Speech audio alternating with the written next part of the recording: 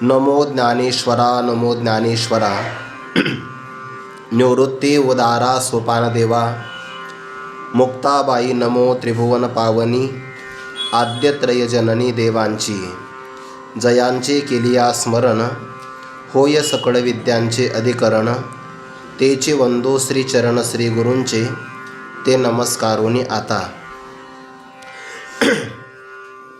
योगी युंजित सतत महात्मानं रहसी स्थितः एकाकीयत चित्तात्मा निराशीर परिग्रहः ऐसी असाधारणे निष्पन्नाची लक्षणे आपुलेनी बहुवसपणे श्रीकृष्ण बोले.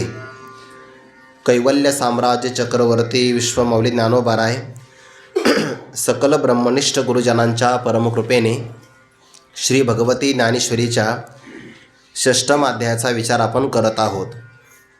योगारूढ पुरुषाचं लक्षण, त्या योगारूढ पुरुषाला प्राप्त होणारी फल अवस्था किंवा स्थिती याचं प्रतिपादन केल्यानंतर आता या दशम क्रमांकाच्या श्लोकापासून तर पुढे येणाऱ्या 23 श्लोकामध्ये योगी पुरुषाला काय साधना करावी लागते, त्या साधनेचं स्वरूप काय, ती साधना कोणत्या देशात करावी, साधना केल्यानंतर त्या साधकाला काय सिद्धी प्राप्त होतात, या सर्वाचा विस्ताराने विचार परमात्मा पुढे करणार आहे. आत्मोपम्येन सर्वत्र समं पश्यति योर्जुन सुखम वा यदि वा दुःखम स योगी परमो मतः इथपर्यंत हा विचार आहे. त्यापैकी ज्या निष्पन्न पुरुषाची सिद्ध महात्म्याची लक्षणं भगवान आतापर्यंत सांगून गेलेत, अर्थात ही 7व्या क्रमांकाची ओवी आहे. ऐसी असाधारणे, असाधारण शब्दाचा अर्थ होतो लोकोत्तर. लोकव्यवहारामध्ये, लोकांच्या जीवनामध्ये जी आपल्याला अनुभवाला मिळत नाही अशा प्रकारची लक्षणं त्याला असाधारण लक्षण असं म्हणतात. आणि असाधारण लक्षण म्हणत असतानाही असाधारण जो धर्म असतो ते लक्षणाचं स्वरूप आहे. किंवा लक्षणाचं आणखीन एक लक्षण केलं आहे ज्याच्यामध्ये अव्याप्ती, अतिव्याप्ती, असंभव या प्रकारचे 3 दोष नसतात. त्रयदोष विवर्जित जे असतं त्याला लक्षण असं म्हणतात. किंवा जो असाधारण धर्म असतो त्याच्याच ठिकाणी असणारा दुसरीकडे आपल्याला जो अनुभवाला येत नाही त्याला असाधारण धर्म म्हणतात. असाधारण धर्म हे लक्षण असतं, दुसरीकडे ते आपल्याला अनुभवाला मिळणार नाही. उदाहरणार्थ राजहंसाचं लक्षण केलं आहे. दूध आणि पाणी एकत्र ठेवल्यानंतर त्यातलं फक्त दुधाचं प्राशन करतो आणि पाण्याला अवशिष्ट ठेवतो, हे लक्षण फक्त राजहंसाच्या ठिकाणी आहे. तो त्याचा असाधारण धर्म आहे. आणि जे ज्याचं लक्षण असतं ते अन्य व्यावर्तक असतं, इतरांपासून ते त्याला वेगळं करून दाखवतं. कल्पना करा, बगळ्यांचा थवा उडाला, बगळ्यांचा समूह आला आणि त्याच्यामध्ये एक राजहंस सापडलेला आहे. आता सगळ्या बगळ्यांपासून राजहंसाची निवड जर करायची असेल तर आपल्याला सर्वांच्या समोर दूध आणि पाण्याचं मिश्रण एकत्र करून ठेवावं लागेल. आणि ज्ञानोबा म्हणतात आणि बकाच्या गावी घेपे क्षीर निरस कलवी. बगळ्यांच्या गावामध्ये जर असं पाणी आणि दूध एकत्र ठेवलं तर तो सरसगट प्राशन करतो. त्याला ते कळतच नाही याच्यामध्ये दूध किती आहे आणि पाणी किती आहे, ते बहुधा आपल्यालाही कळत नाही. दुधामध्ये पाणी किती टाकलेलं आहे हे आपल्यालाही नाही कळत, बगळ्याला विशेष प्रमाणे ते कळत नाही. राजहंसाच्या चोचीमध्ये सामर्थ्य असं आहे, त्या मिश्रणामध्ये त्याने आपली चोच ठेवल्याबरोबर दुधाचा भाग वेगळा होतो आणि पाण्याचा भाग वेगळा होतो. ज्यालाही निवड करता येते त्या राजहंसाला या लक्षणावरून इतर सगळ्या बगळ्यांपेक्षा आपल्याला वेगळं पाहता येतं की नाही. म्हणजे अन्य लोकांपासून जे वेगळं करतं व्यावर्तक त्याला लक्षण असं म्हणतात. या ओवीमध्ये येणारी जी लक्षणं आहेत आतापर्यंत प्रतिपादन केलेली, ही सगळी लक्षणं आहे सिद्ध महापुरुषाची. सिद्ध महापुरुषाचं लक्षण सांगत असताना पुढे येणार आहे बघा, योग भ्रष्टाचा विचार याच अध्यायामध्ये पुढे येतो की ज्याने गत जन्मामध्ये साधना चांगली केली पण जेवढ्या वेगाने करायला पाहिजे तेवढ्या वेगाने केली नाही. परमात्म प्राप्तीमध्ये विलंब लागायला एक कारण काय असेल, ते प्रतिबंध ही कारण आहे, पण मंद साधना हे त्याला एक कारण आहे. थोडक्यात त्याला प्रमाद, आळस कारण आहे. ज्ञानोबा म्हणतात, एरवी अभ्यासाचा उचलता पाऊली जरी चालता तरी दिवसा आधी ठाकेता सोहम सिद्धीते. व्यवहारामध्ये परमार्थामध्ये येण्याची घाई असते, पण आल्यानंतर मात्र काही काही लोक आपल्या आळसाचं समर्थन करण्यासाठी पडोनी राहीन तये ठाई, ओगाची संताची पायी. पण त्या अगोदरचा प्रमाण काय, नंतरचं प्रमाण काय याचा विचार काहीच करत नाही. फक्त पडोनी राहीन. अभ्यासाचा कंटाळा असतो आणि आपल्याला काही अभ्यास जमणार नाही, आपल्याला हे नाही जमत, सेवा सांगा. सेवा म्हणजे त्याला सेवा सांगण्याचं तात्पर्य नसतं. त्याला तात्पर्य असं असतं की मला चंचल होण्याची कामं सांगा, ज्यामुळे मला एका ठिकाणी बसावंसं वाटणार नाही, काही ऐकण्यासाठी एकाग्रवृत्ती करावी लागणार नाही, ज्यामुळे मला फिरता येईल बाहेर, अशी सेवा सांगा. मग आता ग्रंथ वाचणं सेवा नाही का, श्रवण करणं सेवा नाही का? उलट त्या सेवेपेक्षा ही अंतरंग सेवा आहे. आळसाचं समर्थन करता आणि आळसामुळे ज्याची साधना मंद होते, मंद, त्यालासुद्धा भगवत प्राप्ती या जन्मात होत नाही. साधना वाया जाते असं नाही, साधना त्याला आगामी जन्मात कामं येते. आणि जी साधना आगामी जन्मात कामी आली, ज्ञानोबा म्हणतात, त्याचा जन्म झाल्याबरोबर सूर्यापुढे प्रगटे प्रकाश जैसा. सूर्याच्या अगोदर ज्याप्रमाणे प्रकाश येतो तैसे दशेची वाट न पाहता वयसेची या गावा न येता बाळपणीच, बाल्यावस्थेमध्ये त्याचं लग्न होतं. कुणाबरोबर? बाळपणीचं सर्वज्ञता वरी तयाते. स्वयंवर आहे बरं हे. म्हणजे तो सर्वज्ञता अवस्थेकडे जात नाही. सर्वज्ञता म्हणजे सर्व प्रकारचं ज्ञान, ही भूमिका स्वतः वरी तयाते, त्या साधकाचा स्वीकार करते. म्हणजे त्याचं लहानपणीच लग्न लागतं, लहानपणीच. कारण अजून दशेची वाट न पाहता वयसीची या गावानं येता बाळपणीच, बाल्यावस्थेमध्ये परमार्थातलं लग्न लागतं. परमार्थामध्ये 2-3 लग्न होतात. एक आहे सर्वज्ञता, त्यानंतर तद्रूपतेशी सुलग्न, किंवा तुका म्हणे मुक्ती परिणिली नोवरी, आता दिवसचारी खेळी मिळी, असे 2-3 लग्न लागतात. लग्न शब्दाचा अर्थ तो ऐक्य, स्वीकार करणं. म्हणजे एखादा योग भ्रष्ट पुरुष जर असेल, त्याला जर ही भूमिका प्राप्त होत असेल, तर या ओव्यामध्ये येणारी जी काही भूमिका लक्षण आहे ती साधकाची नाही आहे, सिद्ध महापुरुषांची लक्षण आहे. ज्याला जन्माला आल्यानंतर साधना करावीच लागत नाही. का? गत जन्मात साधना उरकलेली आहे. या जन्मात फक्त मागे केलेल्या साधनेचं फळ तो भोगतो आहे. काही विद्यार्थी आपल्याला अनुभवाला येतात बघा. काही विद्यार्थी काही सराव करत नाही, काही नाही, काहीच नाही. बाकीचे 12-12 वर्ष घाटावर मृदंग वाजवतात आणि हरिपाठाला वाजवायला बसले की धागेनाथच उलटा, असं घडतं कधी कधी. म्हणजे तालामध्ये येत नाही. 12-12 वर्ष काहीला जमत नाही. ते आपल्याला कोणतं अंग जमू शकतं हे आळंदीत आल्यावर कळालं पाहिजे, की कोणत्या क्षेत्रात आपण प्रावीण्य मिळवू शकतो. बऱ्याचदा ते लक्षात येत नाही. मग सुरुवातीला मृदंग शिकायचा, नाही जमला की मग गायनाची पेटी घ्यायची, ते नाही जमलं मग वही घ्यायची, मग घाटात जायचं. असे बरेच ते दिवस वाया जातात. कळालं पाहिजे ते. काही माणसं 12-12 वर्ष सराव करतात, जमत नाही. आणि एखादा विद्यार्थी 3च महिने आळंदीत येतो, लगेच कीर्तन वाजवतो. म्हणजे काय तयारी आहे, मागच केलेली आहे. मागच्या जन्मातली साधना त्याला आता फलीभूत झाली. आणि जो आता साधना करेल त्याला भविष्य काळामध्ये त्याचं फल मिळणार आहे. ज्याने गत जन्मामध्ये साधना उरकलेली आहे आणि या जन्मामध्ये फक्त त्या साधनेचं फल जो अनुभवतो त्याला सिद्ध महात्मा असं म्हणतात. आणि त्याच्या ठिकाणची जी लक्षण आहे ना, ते असाधारण आहे. लोकांच्या ठिकाणी ते अनुभवाला येणार नाही. यातला आणखीन एक सूक्ष्म भाग असा आहे, महात्म्याची काही लक्षणं सामान्य पुरुषाप्रमाणे दिसतात, दिसायला जरी ते सामान्य पुरुषाप्रमाणे दिसले तरी पण वृत्तीमध्ये मात्र फरक आहे बरं. दिसायला तसेच दिसतात पण आसायला मात्र तसे नसतात. तोही नेत्रीप आहे, श्रवणी ऐकतो आहे, परी तिचा सर्वथा नोहे नवल देखे. आहारा ते स्वीकारी, त्याजावे ते परिहरी, निद्रेची अवसरी निधी जे सुखे. हे सगळं सामान्य पुरुषाप्रमाणे त्याचं घडू शकतं, पण वृत्तीमध्ये मात्र बदल झालेला असतो. ऐसी असाधारणे निष्पन्नाची लक्षणे सांगतो कोण आहे? श्रीकृष्ण बोले. पण ज्ञानोबा त्यातला एक आणखीन सूक्ष्म भाग सांगतात. आपुलेनी बहुवसपणे बोले. आपुलेनी म्हणजे स्वतःच्या ठिकाणी असणारा, बहुवसपणा म्हणजे पुष्कळपणा.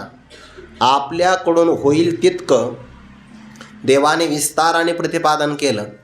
आणि यातला दुसरा भाव असा आहे, आपल्या ठिकाणी असणारं जी सर्वज्ञता. देवाला न सांगता सगळं कळतं की नाही? न सांगता तुम्हा कळो येते अंतर. स्वतःची असणारी सर्वज्ञ शक्ती याद्वारे देवाला जेवढी होतील तेवढी भगवंताने ते लक्षणं प्रतिपादन केली. मनुष्याला कळालं पाहिजे आणि कळाल्यानंतर सांगताही आलं पाहिजे. बऱ्याच काही गोष्टींचा अनुभव असतो पण तो शब्दबद्ध करता येत नाही. काही लोकांना अनुभव असतो पण ते अनुभव शब्दबद्ध करता येत नाही, हा एक भाग आहे. आणि बऱ्याचदा काहींना कळतही नाही. संघामध्ये राहतात ते पण कळेलच असं काही सांगता येत नाही. सकल संतांचं चरित्र तुम्ही बघा. जोपर्यंत संतांचा अवतार विग्रह या अवनी तलावर आपल्या स्वतःची असणारी दिव्य लीला संपादन करीत असताना बाकी सगळ्या लोकांना ते कळालेच असं मात्र नाही लक्षात येत. महत् संग सुदुर्लभा अगम्याहा अमोघश्च. महापुरुषाचा संघ एकतर मिळतच नाही आणि मिळाला तर कळत नाही. पण एवढं आहे की न मिळता म्हणजे न कळताही मिळाला तर वाया जात नाही, काही ना काही त्याचं फल मिळतं. म्हणून सिद्ध महापुरुषाची लक्षणं आहे, ज्ञानीपुरुषांची लक्षणं. तो प्रारब्ध बलाने सामान्य पुरुषाप्रमाणे वागेलही, कधी वागणारही नाही, पण त्याला ओळखण्याची जी खूण आहे ती फक्त देवाकडे आहे. सामान्य पुरुषाला का ओळखता येत नाही? कारण त्याच्या अंतःकरणावर अविद्येचा पडदा आहे. म्हणून आपल्याला सगळं काही कळत नाही. या भिंतीच्या पलीकडे काय आहे हे आपण सांगू शकत नाही. पण संत महापुरुष देश काळाच्या भिंतीपलीकडं काय आहे म्हणजे भविष्य काळात काय घडणार हेही सांगू शकतात आणि मागच्या काळात काय काय घडलं तेही सांगू शकतात. नाथांचं उदाहरण आठवलं.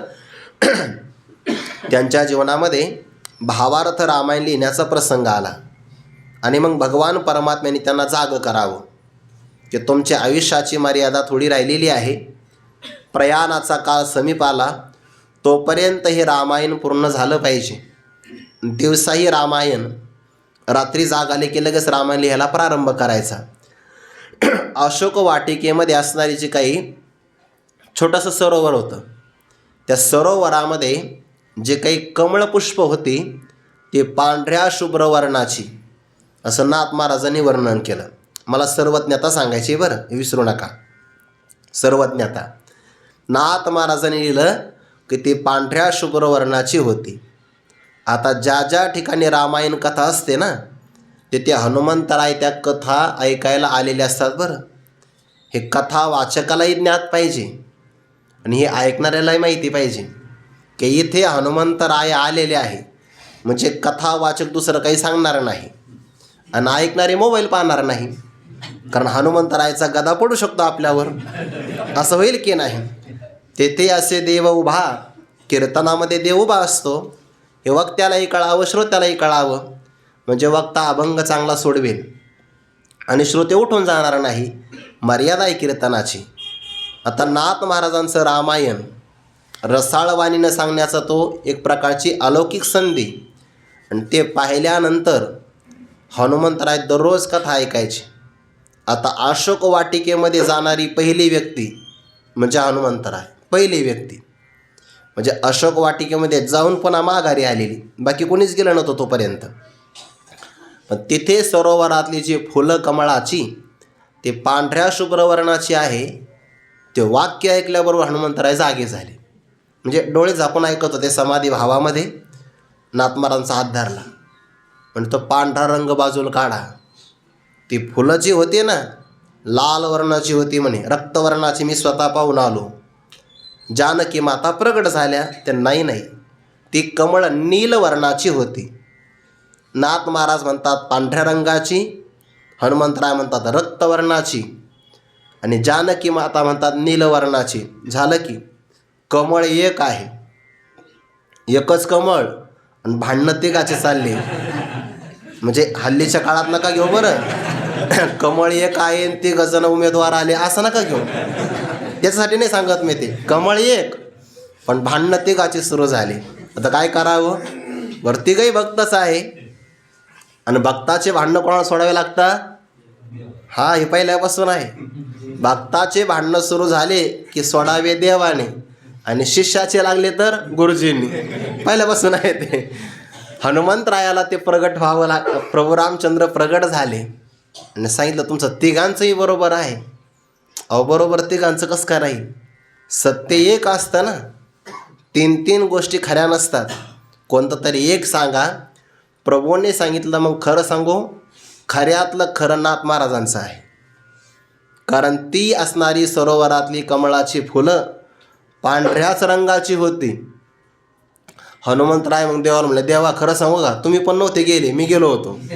तुम्ही काय सांगता म्हणे, तुमच्यापैकी तर कोणी गेलं नव्हतं, मी जाऊन आलो. तसं नाही हनुमंता, रावणाच्या विषयी तुझ्या मनात क्रोध होता आणि त्या क्रोधाचा परिणाम तुझ्या डोळ्यावर झाला. डोळे लाल बुंद झाल्यामुळे तुला पांढऱ्या शुभ्रवर्णाची फुलं लाल वर्णाची दिसू लागली. तुझंही बरोबरच आहे. जानकी मातेने विचारलं, माझं? मला तर काही राग नव्हता, द्वेष होता, क्रोध आला होता, पण त्या काळात माझा क्रोध थोडा शांत होता. चिंतन मी तुमचं करत होते. माझ्या चिंतनाचा परिणाम आहे ना. नीलांबुज श्यामल कोमल अंगम, माझा वर्ण नीलवर्णाचा आहे शरीराचा, आणि माझं ध्यान करता करता तुझ्या डोळ्यामध्ये माझ्या नीलवर्णाची आकृती उभी राहिली. परिणाम त्या नीलवर्णाची आकृती डोळ्यात उतरल्यामुळे तुला सगळ्या प्रकारची फुलं नीलवर्णाची दिसू लागली. सर्वज्ञता आपल्याला पलीकडचं दिसत नाही. संत महापुरुषांना भविष्यकाळातलं, भूतकाळात काय घडलं हे सगळं कळतं, आणि जेव्हा कळतं तेव्हा ते लक्षणं सांगता येतात. श्रीकृष्ण परमात्मा सर्वज्ञ आहे, आणि सर्वज्ञ देवाने आपल्या वाणीतून होईल तेवढ्या प्रकारे या महापुरुषाची, सिद्ध महापुरुषांची लक्षणं प्रतिपादन केली आहे. सांगणाऱ्या वक्त्यावर त्या विषयाचा गौरव अवलंबून असतो. कोणते ज्ञानोबाराय असे वक्ते आहेत, त्यांच्या मुखाचा स्पर्श झाला आणि एखादा विषय समोर आला की त्याला किती खुलवावं, त्याला किती प्रकट करावं, हे ज्ञानोबाराय त्यातले बारकावे सांगतात. पाठीमागे आपण उदाहरण पाहिलं ना, एरवी ज्ञानोबाराय एका ओवीमध्ये कधी कधी आपल्याला 3 दृष्टांत देतात. कृतज्ञ उपकार केला, चोरा व्यवहार दिदला, निसोगस्तविला विसरे जैसा. एकाच ओवीमध्ये 3 उदाहरणं. कृतज्ञावर उपकार केला, विसरे जैसा. चोराला भांडवल दिलं उष्ण म्हणून, विसरे कधी दिलं म्हणतो? ऐका कागद एखादा, नाही दिलंच नाही. चोरा व्यवहार दिदला, निसोगस्तविला विसरे जैसा. एखादा निसुक कोडगा व्यक्ती, त्याचं स्तवन केलं की तो विसरून जातो. एका ओवीमध्ये 3 दृष्टांत देणारे ज्ञानोबाराय पाठीमागे याच अध्यायामध्ये एका दृष्टांताकरता 4 ओव्या देतात. म्हणजे ज्ञानोबारांनी ज्या विषयाला स्पर्श केला, त्यांचं मुख किंवा वाणी ज्याला स्पर्श करते त्याला किती खुलवावं, ज्ञानोबारायांच्या प्रतिभा शक्तीवर अवलंबून आहे, वक्त्यावर ते अवलंबून असतं. आता त्या पोपटाच्या मनात काय आलं, पाठीमागे आपण विचार केला. पोपटालाही माहिती नसतं आपल्या मनात काय काय आलं. पण ज्ञानोबारांनी मात्र त्याच्या मनात काय काय विचार आले ते सगळे सांगितले की नाही. म्हणे बांधला मी फुडा, ऐसिया भावनीच्या पडे खोडा, की मोकळ्या पायांचा चवडा गोविया देके, वायाची मान पिळी, अटवे ही आवळी टिटांतू नळी धरून ठाके, म्हणतो की नाही तो असं मनातल्या मनात. ज्ञानोबांच्या अपेक्षा त्यानं उडून गेलं पाहिजे होतं, तिने उडावे परी न पुरे मनशंका. त्याच्या मनातली शंका, त्याच्या मनातल्या भावना, त्याचे मनातले विचार हे सगळे ज्ञानोबा खुलवितात. वक्त्यावर त्या विषयाचा गौरव अवलंबून असतो. वक्ता जर सर्वज्ञ असेल ना, तो सर्वज्ञ असणाऱ्या महात्म्याची लक्षणं चांगली सांगू शकतो. म्हणून आपल्याकडे ना तुकोबारांचं प्रमाण आहे, हरिदासा मुखे हरिकथा कीर्तन तेथे पुण्यापुण्य विशेषता. कुणाच्या मुखारविंदातून ऐकावं याचे काही नियम ठरले नाही म्हणे, ते खूप हसवतात. चांगलंय. आपलं वाटोळं आपणच करत असतो. कुणाच्या मुखातून ऐकावं, हरिदासा मुखे. वक्ता हा लक्षणाने संपन्न असावा. त्यांच्या मुखारविंदातून ऐकलं तर त्या वाणीला, शब्दाला अनुभूतीचं ओझबल मिळतं आणि ते शब्द अंतःकरणामध्ये बदल करतात. म्हणून ते त्यांच्या मुखातून ऐकलं पाहिजे. आधीचे विवेकाचे गोठी वरी प्रतिपादी श्रीकृष्ण जगजेठी आणि भक्तराज किरीटी परिसत असे. ज्ञानोबा म्हणतात, आपुलेनी बहुवसपणे. आपल्याकडून होईल तितकी लक्षणं श्रीकृष्ण परमात्म्याने सांगण्याला प्रारंभ केला किंवा सांगितली. म्हणजे आपली सर्वज्ञताही वापरली किंवा आपल्या शब्दाचा साठा संग्रह वापरून देवाने आतापर्यंत ती लक्षणं प्रतिपादन केली. कोण आहे श्रीकृष्ण परमात्मा? ज्ञानोबा त्यांचा परिचय पुढे 8व्या क्रमांकाच्या ओळीपासून देतात. 3 ओव्याचा पुढे एकत्र विचार आहे. जो ज्ञानी यांचा बाप, देखणे यांचा देठीचा दीप, जया दादुले याचा संकल्प विश्वरची, प्रणवाची पेठे जाहाले शब्द ब्रह्म माचिठे, ते जयाची यशा धाकुटे वेडून न पुरे, जयाचे ने अंगिके तेजे, आवो रवी शशीची वणिजे, मनवणी जग हे वेशजे विन असे तया. इथपर्यंत या 3 ओव्याचा एकत्र विचार आहे. जो श्रीकृष्ण परमात्मा सिद्ध महापुरुषाची लक्षणं विस्ताराने प्रतिपादन करत आहे, त्या वक्त्याचा परिचय ज्ञानोबा देतात. याला व्याख्यानाची पद्धती म्हणतात. बरं, मागच्या ओळीमध्ये काय आलं होतं स्वरूप? श्रीकृष्ण बोले. कोण आहे श्रीकृष्ण परमात्मा? तर तोच धागा घेऊन पुढे विस्तार करायचा आहे. कीर्तन करायला यामुळे सोपं असतं. प्रवचनामध्ये एकच ओवी असेल मग विस्तार नाही करता येत. कीर्तनामध्ये अनेक प्रमाण आले की जसं एखादं झाड असतं, त्याच्या अनेक फांद्या असतात ना, तसं कीर्तनामध्ये अनेक प्रकारचे विषय हाताळता येतात. प्रवचनात तसं नाही. म्हणजे खरी कसोटी कशात लागते? प्रवचनात लागते. आणि म्हणून बरेच माणसं प्रवचनाला गैरहजर राहतात. कीर्तनात तशी अडचण नाही पडत ना. कीर्तनामध्ये मग काही काही लोकांचं आता खूप चांगले दिवस आले, वा करा वातावरण, घ्या 20 मिनटं त्याच्यामध्ये. मग तसं नाही, प्रवचनात कसोटी लागते. आपुलेनी बहुवसपणे श्रीकृष्ण बोले. कोण आहे श्रीकृष्ण? जो ज्ञानी यांचा बाप. बाप शब्दाचा अर्थ होतो श्रेष्ठ. सगळ्या ज्ञानी पुरुषामध्ये परमात्मा श्रेष्ठ आहे. आता अध्यात्मशास्त्रामध्ये ज्ञानी शब्द आला, व्यवहारातला ज्ञानी असा अर्थ नाही घ्यायचा. इथे ज्ञानी शब्द तोच आहे, तरी परमात्मा ऐसे जे एक वस्तू असे, ते जया दिसे ज्ञानास्तव. परमात्मा नावाची एक वस्तू ज्या ज्ञानामुळे प्राप्त होते, अशा अध्यात्म ज्ञानालाच अध्यात्मशास्त्रामध्ये ज्ञान म्हणतात. पण बाकीची ज्ञानं नाही का, ते फक्त आड नावाची ज्ञान आहे. त्याला फक्त ज्ञान म्हणायचं, ते असायला अज्ञानच आहे. ते सगळं अज्ञानच आहे. ते एक वाचून आणे जिये भवस्वर्ग आदी ज्ञाने, ते अज्ञान ऐसा मने निश्चय केला. म्हणून ज्ञान शब्दाचा अर्थ होतो ब्रह्मज्ञान, आत्मज्ञान. आणि ते ज्याला प्राप्त झालं त्याला म्हणतात ज्ञानी महात्मा. अशा सगळ्या ज्ञानी महात्म्यांच्यामध्ये सर्वात श्रेष्ठ कोण असेल तो श्रीकृष्ण परमात्मा आहे, जो ज्ञानी यांचा बाप. का बरं? त्याचं कारण असं आहे, सर्वात मोठं ज्ञान कोणाकडे? तर वेदाकडं. वेद संपन्न होय ठाई. एवढंच प्रमाण मला आता घ्यायचं आहे. वेद जाणीवेचे निबळे, कोणी वेदापासून असे आगळे. जाणीवेच्या बाबतीमध्ये वेदापेक्षा श्रेष्ठ कोणी आहे का? सर्वात श्रेष्ठ ज्ञानामध्ये कोण असेल तर वेद.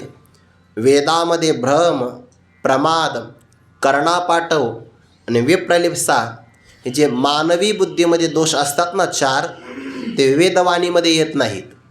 पण वेदाला अपौरुषेय शब्दराशी म्हणतात. सर्वज्ञ कल्प आहे वेद आणि त्या वेदाला ज्ञान देणारा परमात्मा आहे. येणेची पडवणी वेद केला शहाणाव, किंवा वेदातेही पडविता आदि गुरु तू. वेदाला पडविणारा परमात्मा आहे. गुरुवरे मारुती बाबा सांगत असतात, यशोदा मैयाने भगवंताला विचारलं, अरे म्हणे तुझं वय झालं, गावात खोड्याच करतो, काही शिकतो का नाही?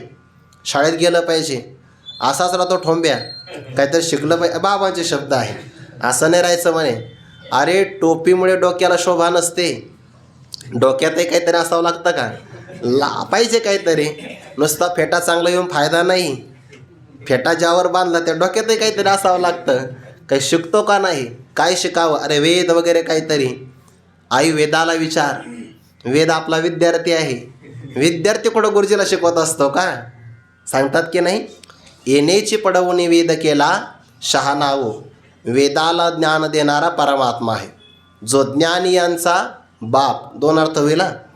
ज्ञानी पुरुषांच्यामध्ये सर्वश्रेष्ठ आहे. आणि ज्ञानी असणारा जो वेद, त्या वेदाला निर्माण करणारा, भगवंताच्या निश्वासातून वेद निर्माण झाले ना. यस्य निश्वसितम वेदाः, किंवा हा वेदार्थ सागरू जया निद्रिताचा घोरू, तो स्वये श्री सर्वेश्वर प्रत्यक्ष अनुवादला. जयाच्या निश्वासी जन्म झाले वेद राशी, जो ज्ञानी यांचा बाप. दुसरा एक अर्थ होतो, राजसूय यागाच्या प्रसंगाला यज्ञ संपन्न झाला. धर्मराजाने अग्रपूजा कोणाची करावी याची विचारणा भीष्म पितामहांना केली. पितामह, यज्ञाची सांगता तोपर्यंत होणार नाही जोपर्यंत अग्रपूजा होणार नाही. मग पहिली पूजा नेमकी कोणाची करावी? अग्रपूजा. आता एकाची जर पूजा केली की दुसऱ्याला नक्की राग येणार. शाळेत पण घडतं की नाही, एखाद्या विद्यार्थ्याला पहिला क्रमांक दिला, बाकीच्याला नाही राग येत, पण जो पहिल्या क्रमांकाच्या जवळ असतो ना दुसरा, त्याला प्रचंड राग येतो. कारण त्याचा दुसरा क्रमांक उगत थोड्याहून हुकलेला असतो. काही काही विद्यार्थ्याला आपण 35वर पास झालो, त्याचाही खूप आनंद असतो. अख्ख्या गावाला पेढे वाटतो तो, का पास झालो मी, काठावर का होईना, पुढच्या वर्गात गेलो की, याचाही आनंद असतो. सकारात्मकता असते काही लोकांची. काही 35वरही खुश असतात आणि काही 65वरही नाराज असतात. 95 जरी पडले तरी काही काही माणसाचा चेहरा पडून जातो बघा. ते मी एक उदाहरण ऐकलं. एका शाळेमध्ये 40 विद्यार्थी होते. एका जणाचा 20वा क्रमांक आला, चेहरा पडलेला होता. थोड्या वेळाने ज्याचा 21वा क्रमांक आला होता, तो सगळ्या गावाला पेढे वाटत होता. आता 21वा क्रमांक आला म्हणजे थोडा मागच आला की नाही. मग तो जर गावाला पेढे वाटतो तर त्याच्यापेक्षा जास्त आनंद कोणाला पाहिजे होता? 20व्या क्रमांकवाल्याला. पण दोघांची पद्धती वेगळी होती. 20वा क्रमांक आला, त्याला विचारलं का नाराज आहे? तो मला 19 पुढं गेले, माझ्या पुढं 19 जण निघून गेले, नाराज आहे. आणि 21व्यावाल्याला वाटलं तू का आनंदात आहे? 19 मागं टाकले. हे पद्धती आहे, विचाराची पद्धती आहे. असं घडतं की नाही. आता अग्रपूजा नेमकी कोणाची करायची? कोणाला तरी राग येईल. भीष्म पितामहाने सांगितलं, ज्याचा पराक्रम चांगला आहे आणि ज्याच्याकडे ज्ञान सर्वश्रेष्ठ आहे तो सर्वश्रेष्ठ असतो. देवाचा पराक्रम नुगडता बाळपणाची फुली, जेने मी अदानवी सृष्टी केली, करी गिरी धरून मानिली महेंद्र महिमा. हे मागचं उदाहरण आहे ना, ते तेवढ्या पुरतं घेऊ नका बरं. 19 जणांना मागं टाकलं म्हणून. नाहीतर एखादा विद्यार्थी म्हणेल आमच्या वर्गामध्ये 65 विद्यार्थी, आपला 61 क्रमांक आला, 4 मागं टाकले. अशा करता नाही सांगायचं, ते त्यातला भाव लक्षात घ्या. कोणाचा क्रमांक पहिला, श्रीकृष्ण परमात्मा सर्वज्ञ आहे. वेदाला शिकविणारा अग्रपूजा देवाची झाली, जो ज्ञान यांचा बाप. देखणे यांची देठीचा दीप. देखणे म्हणजे पाहणारे. पाहणाऱ्याकडं काय असतं? दृष्टी असते. आपण जे पाहतो याला कारण आपलं नेत्रेंद्रिय आहे. किंवा काही माणसं बुद्धीने पाहतात. हे अनुमान प्रमाण जे असतं की नाही, ते अंतकरणाने बुद्धीनं पाहिलं जातं. आणि डोळ्याने पाहण्यापेक्षा बुद्धीनं पाहणं हे जास्त सूक्ष्म असतं. परमात्मा कुणाला दिसू शकतो? उपनिषदामध्ये प्रमाण आलं आहे, दृश्यते त्वग्रया बुद्ध्या सूक्ष्मया सूक्ष्मदर्शिभिः. प्रमाण आलं की नाही? परमात्मा नेत्रेंद्रियाचा विषय नाही. मग तुम्ही असं म्हणाला बुद्धीने दिसतो का? खरं तर परमात्मा बुद्धीने सुद्धा जाणण्याचा विषय नाही. मग का म्हटलं बरं उपनिषदामध्ये हे दृश्यते त्वग्रया बुद्ध्या उपचार केला आहे? आपली बुद्धी सूक्ष्म झाली की त्या बुद्धीतून प्रगट होणारी अंतकरणाची वृत्ती आत्मस्वरूपावरच्या अज्ञान आवरणाचा भंग करते. एवढ्या अर्थाने बुद्धी त्याला जाणते, असा फक्त उपचार केलेला आहे. आपण कायम उदाहरण पाहतो. सूर्यावर ढगांचा पडदा आला आणि त्या ढगाला वाऱ्याने बाजूला सारलं तर आपण वाऱ्यावर उपचार काय करतो? वाऱ्याने आपल्याला सूर्य दाखवला. सूर्य स्वयंप्रकाशच आहे, वारा त्याला दाखवू शकत नाही. फक्त आवरण भंग केलं म्हणून उपचार करावा लागतो. तसं बुद्धी वारा आभाळची फेडी वाचवून सूर्या ते न घडी, का हात बाबुळी धाडी तोय न करी.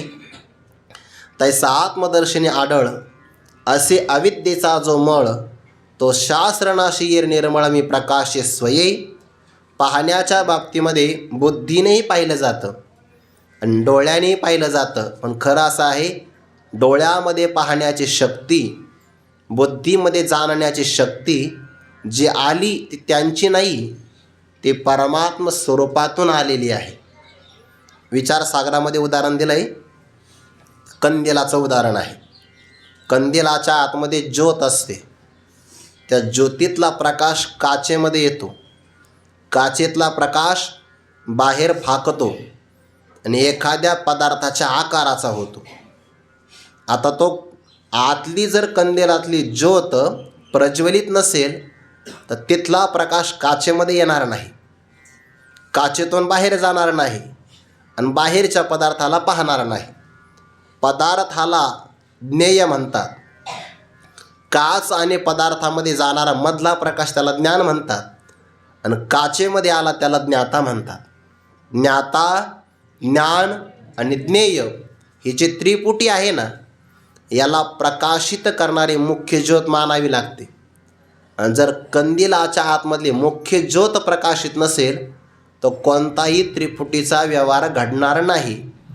तसा आपल्या आतमध्ये आत्मचैतन्याचा प्रकाश आहे आणि तो प्रकाश अंतकरणामध्ये आला की त्याला ज्ञाता म्हणतात. तेच असणारा प्रकाश अंतकरणाच्या वृत्तीत आला की त्याला ज्ञान म्हणतात. आणि त्या प्रकाशाने किंवा ज्ञानाने पदार्थाला व्यापलं की आपण त्याला ज्ञेय असं व्यवहार करतो त्याच्यासोबत. ज्ञाता, ज्ञान आणि ज्ञेय हा सगळा जो आहे म्हणजे विषयोपहित चैतन्य, अंतकरण वृत्त्युपहित चैतन्य आणि अंतकरणोपहित चैतन्य, शास्त्रातली भाषा ही आहे. अंतकरण उपहित चैतन्य ज्ञाता, अंतकरण वृत्त्युपहित चैतन्य ज्ञान आणि विषय उपाधी लागली की त्याला ज्ञेय असं म्हणतात. हा सगळा चैतन्यावर घडलेला व्यवहार आहे. पण याला मुख्य प्रकाशित ज्योत जशी कंदिलातली मानली आहे तसा आपल्या सर्वांच्या हृदयामध्ये असणारा आत्मप्रकाश मानावा लागतो. म्हणून जे जे ज्ञानी पुरुष असेल, जे जे पाहत असतील, जाणत असतील, त्या सर्वांच्या बुद्धीचा प्रकाशक कोण असेल? देखणे यांचे. देखणा म्हणजे पाहणारा आणि त्याच्या बुद्धी नावाच्या दृष्टीचा दीप म्हणजे प्रकाशक परमात्मा आहे. ज्ञानेश्वरीत ही ओवी दुसऱ्याच क्रमांकाला आहे. देवा तोच गणेशो सकलारथी मती प्रकाशो. सकलार्थ मती प्रकाश म्हटलं की नाही, सकल म्हणजे पूर्ण, अर्थ म्हणजे विषय, मती म्हणजे विषयाला जाणणारी बुद्धी, आणि त्या बुद्धीलाही प्रकाश देणारा परमात्मा आहे. हे शास्त्रज्ञ जेव्हा शोध लावतात ना तेव्हा ते एकाग्र होतात. एकाग्र झाल्याशिवाय शोध लागत नाही. पुढं जाऊन सांगू, एकाग्र झाल्याशिवाय ऐकता पण येत नाही, आणि एकाग्र झाल्याशिवाय अभंगावर चिंतनही करता येत नाही. काही काही मंडळी आहेत ना आपल्यामध्ये, कीर्तन त्यांना जर नवीन अभंगावर कीर्तन करायचं असेल तर ते पहिला फोन बंद करतात. का? सर्वात मोठा विक्षेप फोनचा आहे, सर्वात मोठा.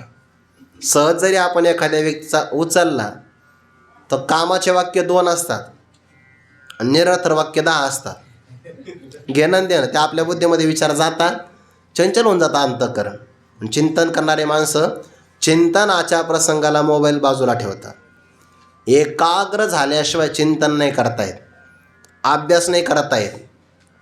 नाही म्हणे मी मोबाईल पाहता पाहता माझा अभ्यास होतो. नाही नाही नाही, लबाडी आहे, असं होऊच शकत नाही. एका म्यानामध्ये 2 तलवारी मावतच नसतात. एकतर मोबाईल तरी पाहणं होईल, नाही तर ग्रंथ तरी वाचणं होईल.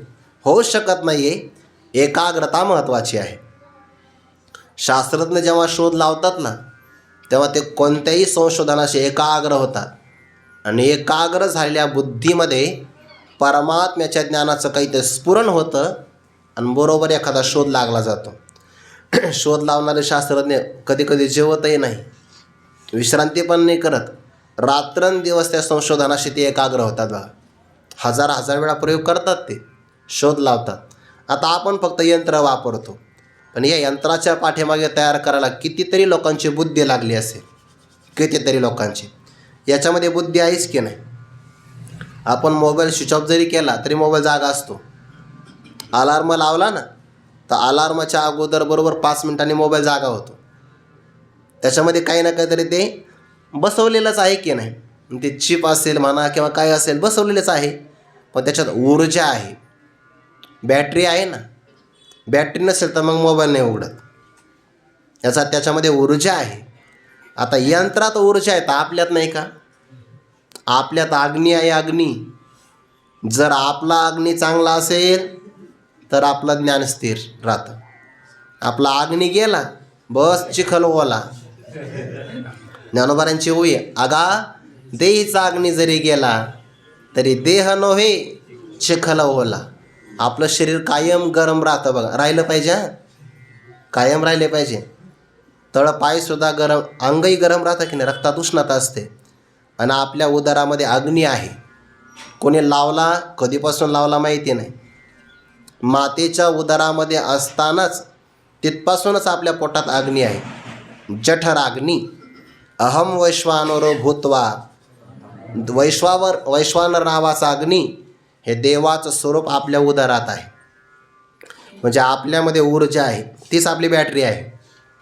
त्याला चार्जिंग कधी करायला लागते? जेवताना. अन्न हे त्याचा पुरवठा आहे, त्याशिवाय ते होऊ शकत नाही. हे आपलं एक यंत्र आहे शरीर म्हणजे. आपल्या बुद्धीमध्ये प्रकाश देणारा परमात्मा. त्याचा प्रकाश मिळाला तर आपली बुद्धी चालते, नाही तर चालत नाही. देखणे यांचे दिठीचा दीप. ज्ञानीपुरुषांचा बाप आहे परमात्मा. पाहणारे जेवढे जगामध्ये असतील त्या सगळ्या पाहणाऱ्यांच्या बुद्धीचा, दृष्टीचा प्रकाशक तोच आहे. जया दादुलयाचा, दादुला म्हणजे समर्थ, स्वामी, धनी, मालक म्हणतात. जया दादुलयाचा संकल्प विश्वरची. रची हे क्रियापद आहे. ज्या समर्थ पुरुषाचा ईश्वराचा संकल्प आला, संकल्पाबरोबर सगळ्या विश्वाची तो रचना करतो. आंधळ्या पांगळ्यामध्ये एक प्रमाण आहे. आंधळ्या पांगळ्याचा एक विठोबा दाता, प्रसवला विश्वतोची सर्व होय जाणता. पुढे घडी मोडी हेळा मात्रे. पाप पुण्य संचेता. जगाची असणारी रचना घडी, मनात आलं तर मोडी, वेळ नाही लागत देवाला. हेळा मात्रे, क्षणभरामध्ये फक्त संकल्प झाला. असंग निर्विकार परब्रह्माला संकल्प नाही होत. माया जड आहे, ती संकल्प करत नाही. जड मायेचा उपाधी असंग परब्रह्माला लागला की ईश्वर हे नाव प्राप्त होतं आणि मग ईश्वराच्या ठिकाणी संकल्प होतो. एकोहम बहुश्याम प्रजायेय एकाकी न रमते. जसं उपनिषदामध्ये प्रमाण आहे तसंच गवळणीमध्ये आहे. देवाला म्हणे एकट्याला करमलं नाही, एकाकी न रमते. निळोबरा म्हणतात एकलेन कंठेची म्हणून या येणे केले निर्माण 14 भुवने. 14चा असं नाही या एका ब्रह्मांडात 14 आहे. असे ब्रह्मांड तर अनंत आहे. एका ब्रह्मांडाचा उल्लेख केले निर्माण 14 भुवने. गगन मेघ सूर्य तारांगणे 5 महाभूते भौतिके भिन्ने भिन्ने वो. ऐसा लागविया हा माया सूत्रधारी. तो निर्माण करणार आहे, निर्माता आहे. शास्त्रज्ञाचे काही वाक्य इंग्रजीतले आपल्या त्याचा पाठ नाही. ते म्हणजे जर ऊर्जेला कोणी निर्माण करणारा असेल, ही जर निर्मिती असेल तर निर्मितीच्या पाठीमागे निर्माता मानावा लागतो. अफाट विश्वाची रचना आहे आणि देवाच्या संकल्प मात्र करून ती निर्माण होते आहे. विश्व असं काही अकस्मात निर्माण झाला असं नाही. विश्वाच्या अफाट विस्ताराचा आपण विचारही करू शकत नाही. आपण ज्या पृथ्वीवर राहतो की नाही, या पृथ्वीचा सुद्धा आपण आपल्या बुद्धीने विचार नाही करू शकत. तर पृथ्वीपासून बाकीचे असणारे ग्रह, हे ग्रह ज्या आकाशामध्ये राहतात ते आकाशमंडल, सूर्यकुल आणि असे कितीतरी आकाशगंगाय म्हणतात. संपूर्ण या आकाशाच्या पसाऱ्यामध्ये कितीतरी आकाशगंगा आहेत. जशी आपली पृथ्वी असेल सांगता येत नाही, तशी तिकडेही पृथ्वी असेल सांगता येणार नाही. ते किती विश्व अफाट आहे. पण भगवंताच्या संकल्पतेने फक्त संकल्प झाला. एकोहम बहुश्याम, एकटाच आहे मी, अनेकत्वाला प्राप्त व्हावं. देव अनेक रूपाने प्रगट झाला. अनंत रूपे अनंत वेशी क अनंत अवतार घेशी भक्ताकारणी. सगळ्या रूपाने परमात्माच नटलेला आहे.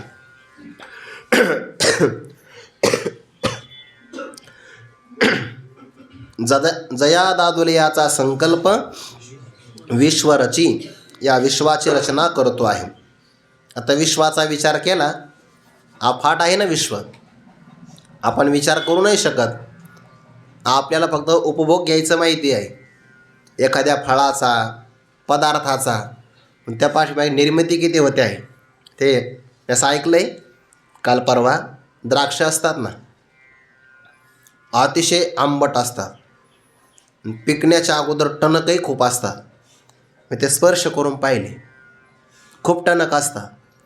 आणि एखादा तोडून जर खाल्ला तर चरचर लागते जिभेला, इतका कठीण आहे.